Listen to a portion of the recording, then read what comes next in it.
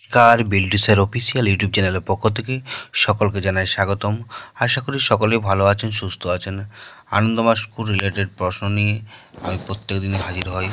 আজকেও এসেছি আনন্দমা স্কুলের স্ট্যান্ডার্ড 3 পেটুক গল্পের কিছু প্রশ্নের উত্তর নিয়ে। কিছু নয়, সবগুলোরই নিয়েছি। তার আগে আমি বলবো, বিল্ডিসের অফিসিয়াল ইউটিউব চ্যানেলকে সাবস্ক্রাইব করুন, পাশে দেখা বেল আইকন প্রেস করুন এবং কোনো রকম প্রশ্ন থাকলে আমাকে জানাতে পারেন। হোয়াটসঅ্যাপ নাম্বার দেওয়া আছে, ডেসক্রিপশনে বিভিন্ন সোশ্যাল মিডিয়ার লিঙ্ক দেওয়া আছে, আপনারা ভিজিট করতে পারেন। সমস্ত প্রশ্ন উত্তর সলভ করা থাকে ওই সোশ্যাল মিডিয়ায়।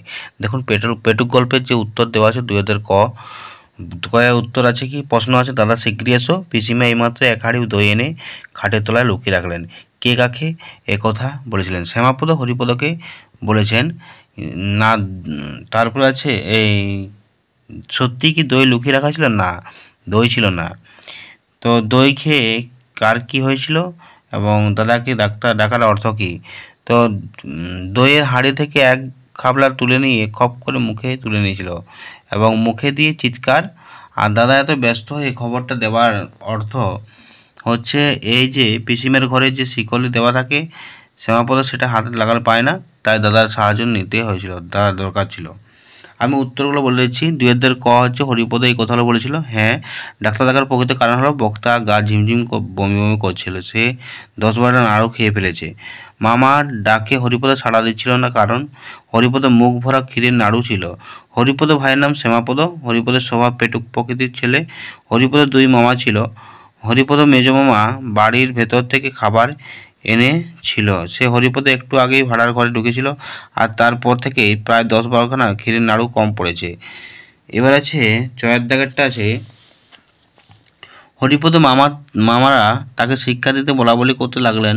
বাড়িতে ইঁদুর যেরকম উৎপাত, ইঁদুর মারবার একটা কিছু বন্দোবস্ত না করলে আর চলছে না।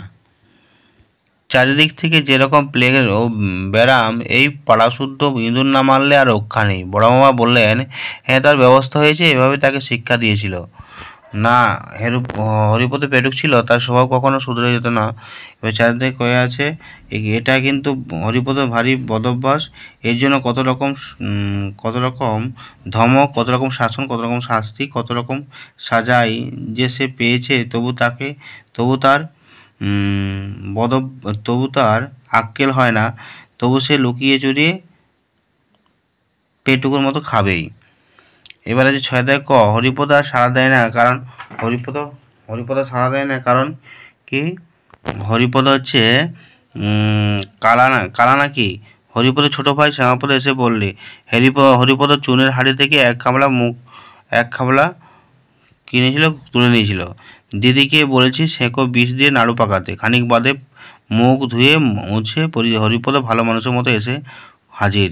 এবার প্রতিশব্দ আছে, প্রতিশব্দ উত্তর দেওয়া আছে। আর কয়ের দাগ 8 ক উত্তর 8 কয় হচ্ছে, ম্যাচটা আছে, গলার মধ্যে নাড়ুগুলো আটার মতো আটকে যাচ্ছে।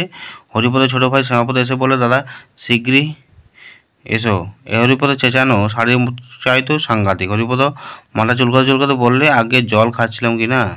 তো এই ভিডিওটা যদি ভালো লাগে অবশ্যই লাইক করুন, কমেন্ট করুন, শেয়ার করুন এবং বিল্ডিসের অফিসিয়াল ইউটিউব চ্যানেলকে সাবস্ক্রাইব করতে ভুলবেন না।